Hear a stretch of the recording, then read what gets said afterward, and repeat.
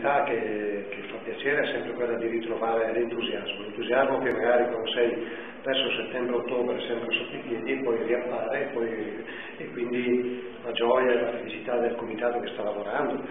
il nervosismo, la tensione, questo dice tutto proprio per la partecipazione e l'anima che mettono tutti i ragazzi che lavorano. E questa secondo me è la vera novità, le frazioni che all'inizio si affacciano con un pochino di titubanza e poi invece partecipano in modo estremamente forte e in modo estremamente adeguato. Io credo che la vera novità è ritrovare questo, ritrovare la coesione nella cittadinanza romanese, ritrovare la coesione in quelli che ci lavorano e forse per 3 giorni abbandonare un po' la polemica politica e dimenticare quello che è un po' la regressione economica e le difficoltà di ognuno di noi. Quindi anche una ripartenza. Sì, io sono soddisfatto e fortunato nel vedere che la nostra fiera è la prima dell'anno e la considero davvero un taglio, non solo il nastro della fiera, ma il nastro della ripartenza dell'anno, augurandoci ovviamente di ritrovare un anno migliore di quello passato e anche quest'anno è quello che lo speriamo. E cosa dà alla città di Donato e cosa rimane dopo la fiera?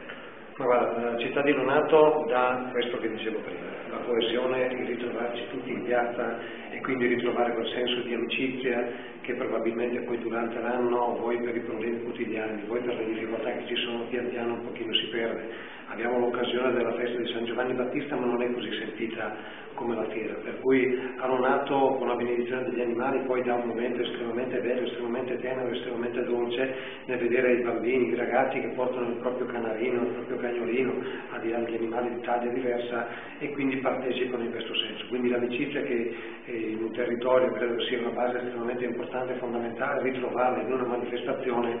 è una delle soddisfazioni più belle. Cosa rimane dopo? Rimane, credo, la soddisfazione quando va bene, quindi per l'amministrazione e per il comitato che ha lavorato la soddisfazione che è andata bene. E poi ci auguriamo, rimanga un'impronta anche economica che dia soddisfazione alle nostre realtà enogastronomiche che stanno già lavorando e quindi che possono lavorare per un paio di mesi con una certa tranquillità, con una banalità del menù porcello, però rappresentata per i nostri ristoratori che hanno aderito la possibilità di dare un menù che ha portato gente e quindi si sta sempre più caratterizzando come un menù che per questi 2 mesi sta portando cittadini dall'esterno. E quindi questo è quello che, e poi per le nostre società, i nostri imprenditori che localmente lavorano, l'augurio che la fiera possa essere rappresentare un momento di interesse da parte di chi viene a visitarla, che possa rappresentare poi possibilità di lavoro che vada avanti anche per tutto l'anno, perché non dimentichiamo che la fiera è un'esposizione anche di prodotti che poi portano alla produzione annuale di quel determinato prodotto. Per cui ecco, questo è un po' l'augurio che un sindaco si fa nel momento in cui gestisce un'amministrazione e propone una fiera che peraltro per noi è la 55esima che io vedevo da bambino quando arrivavo in bicicletta e quindi oggi mi trovo a dirigerla e vedere che sta andando avanti sotto tutti gli auspici migliori è una cosa che riempie anche il cuore. Una grande soddisfazione sicuramente. Direi proprio di sì. Grazie.